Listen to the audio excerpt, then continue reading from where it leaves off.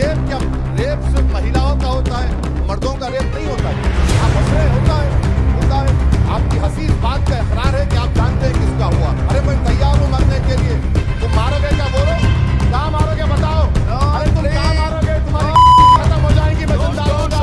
आप check Republic में निकल गुप्ता बैठा है, क्या ना उसको कुलभूषण यादव पाकिस्तान में बैठा है, क्या ना। हम सब जेल में गए, मैं कई मरतबा जेल में गया हूं।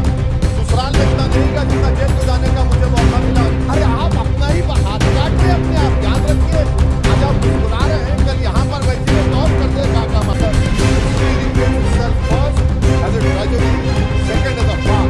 याद रखिए, जिंदगियां बर्बाद करने का काम आप कर रहे हैं और सबसे बड़ा इसका नुकसान होगा।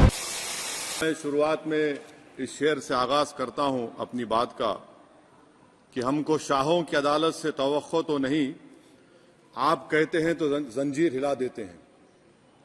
सर, ये 3 फौजदारी के कवानीन खुद मुजरिमाना है। ये जुर्म की रोकथाम से ज्यादा हुकूमतों के जराइम को कानूनी शक्ल देने के लिए बनाए जा रहे हैं। अब तरफे तमाशा यह है सर कि पिछले सेशन में मोदी हुकूमत ने जन विश्वास बिल 2023 को, जिसमें 183 प्रोविजंस और 43 कवानीन थे इम्प्रिजनमेंट के, उसको निकालकर फाइन में तब्दील कर दिया। उसमें ड्रग्स एंड कॉस्मेटिक्स एक्ट को भी तरमीम की गई और सजा के बजाय सबस्टैंडर्ड ड्रग्स के लिए आपने फाइन ला लिया। तो मैं ये बोलना चाहूंगा सर कि सबस्टैंडर्ड ड्रग्स के मैन्युफैक्चर के लिए आपने जेल के बजाय फाइन उसमें तब्दील कर दिया तरमीम करके। तो ये जरूरी है बोलना इस ऐवान में कि जन विश्वास के नाम पर आपने इस सबस्टैंडर्ड ड्रग्स से आवाम को खतरे में डाल दिया। अब आप डीक्रिमिनलाइजेशन की बात करते हैं, जहां पर कंपनीज को सजा देना था वहां पर आपने नहीं किया, फाइन में तब्दील कर दिया। और जो कवानीन नॉन वायलेंट क्राइम्स हैं, सेडेशन, डेफेमेशन, उसको आपने इस नए क्रिमिनल लॉ में ला लिया। तो सर, ये बात साफ हो गई कि जन के लिए अविश्वास, धंधे के लिए विश्वास, ये इस हुकूमत का नया मंत्रा है। और लाइटर वेन में अगर मैं कहूं तो जॉन अलिया ने कहा था कि जुर्म में हम कमी करें भी तो क्यों, तुम सजा भी तो कम नहीं करते। सर, आज सच्चाई इस देश में यह है कि सूट पहनने वाला क्राइम से जुर्म से बच जाता है, जेल से बच जाता है। एक खाकी पहनने वाला किसी को करीब से गोली मार सकता है, हथकड़ी पहने हुए मुजरिम को, उसको कुछ नहीं, जवाबदेही नहीं है। सच्चाई हमारे मुल्क में यह है कि इस ऐवान में जिन पर टेररिज्म का चार्ज है वो इस कानून पर वोट डालेंगे कि टेररिज्म क्या है, नहीं है। सर, मुझे ये कहने की इजाजत दीजिए कि अगर आज भगत सिंह को और मोहनदास करमचंद गांधी को ये 3 कवानीन बनाए जाते तो भगत सिंह और मोहनदास करमचंद गांधी कहते कि रोलट एक्ट है, ये 3 कवानीन रोलट एक्ट है। अब हुकूमत को बताना पड़ेगा कि असल मकौले पुत्र कौन है। सर, सच्चाई यह है कि इस मुल्क के गरीब, दलित, मुसलमान, आदिवासी, इनके लिए जिंदगी से बड़ी कोई सजा नहीं है। और क्या जुर्म है पता ही नहीं इनको। सर, अगर हमको रिफॉर्म करना था, इस्लाह करना था, तो हमको उन प्रोविजंस को निकालना था जो हुकूमत और पुलिस को मनमानी करने की इजाजत देती है।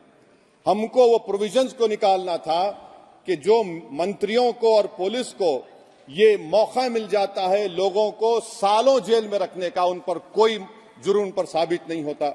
हमको ये करना चाहिए था कि जो प्रोसिक्यूटर होता है वो फैब्रिकेटेड एविडेंस डालकर ताकतवरों को अपनी ताकत की बुनियाद पर उनको छूट दे देता है। हमने वो काम नहीं किया। आज हमारे वतन अजीज भारत में सबसे ज्यादा अंडर ट्रायल अगर कोई है जेलों में तो मुसलमान, दलित, आदिवासी हैं। सर, इनका कन्विक्शन रेट देख लीजिए आप। एनसीआरबी का डेटा है 2017 से 21 का, 20% अंडर ट्रायल मुसलमान है, 16% कन्विक्शन है और मुसलमानों की आबादी 14.2% है। प्रिवेंटिव डिटेंशन यदि जिसको इस्तेमाल किया जाता है जुडिशियल प्रोसेस को सबवर्ट करने के लिए और फेयर ट्रायल को सबवर्ट करने के लिए, आज भारत की जेलों में 30% डेटेन्यूज मुसलमान हैं। उत्तर प्रदेश में 2017 में 33% मुसलमान डेटेन्यूज थे। आज 83.9% उत्तर प्रदेश की जेलों में मुसलमान डेटेन्यूज है। सर, एक और मिसाल दे रहा हूं, सीएसडीएस की रिपोर्ट है, थिंक टैंक है बहुत बड़ा। जो कहता है कि they have found substantial prejudice against Muslim the police force. Bihar, Maharashtra, Uttarakhand, Jharkhand, 2/3 of the surveyed police personnel believe that Muslims were more inclined to violence than members of the communities. ये empirical evidence है। इसी रिपोर्ट में कहा गया कि 35% जिन police के अहदेदारों का सर्वे किया गया, उन्होंने मॉब वायलेंस को नेचुरल करार दिया, खास तौर से उन केसों में जहां पर काउ स्लॉटर होता है। सीजेपीएपी का इन्वेस्टिगेशन रिपोर्ट है सर कि कोविड-19 के दौरान जिन लोगों 25% मुसलमानों का अरेस्ट किया गया था, ये बायसनेस नहीं है तो क्या है। मध्य प्रदेश में मुसलमान 7% के करीब है और 21% मुसलमानों का नाम सर एफआईआर में डाल दिया गया था। सर, प्रोजेक्ट 39 ने, नेशनल लॉ यूनिवर्सिटी ने उन लोगों का सर्वे किया जिन पर सजाए मौत दी गई।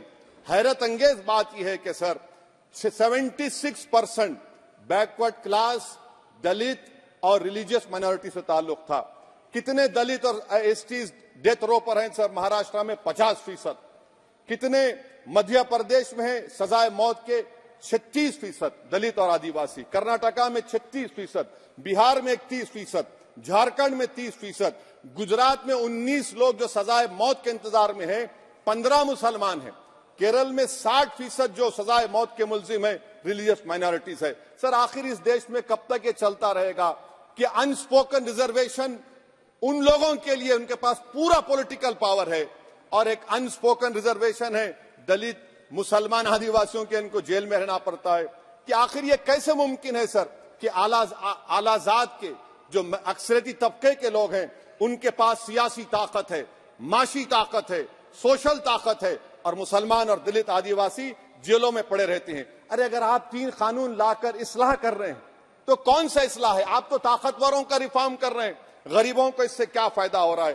तो जैसा अंग्रेजी में कहा गया था कि the cure is dangerous than the disease. Sir अब आप आ जाइए BNSS पर, क्लॉज 187, डिटेंशन का पीरियड देख लीजिए सर 187(3) में, यानी 15 दिन से ज्यादा आपको मुश्किल है प्रेजेंटली।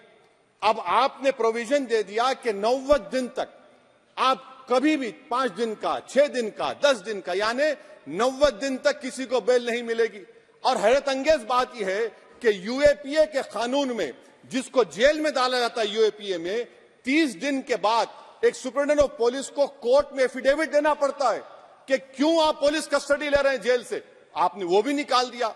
यानी जिस किसी को भी आप इस कानून में अरेस्ट करेंगे, यूएपीए से ज्यादा मैं 90 दिन जेल में रहूंगा। और कौन रहेगा जेल में? मुसलमान रहेगा, दलित रहेगा, आदिवासी रहेगा और बेल उसको नहीं मिलेगी।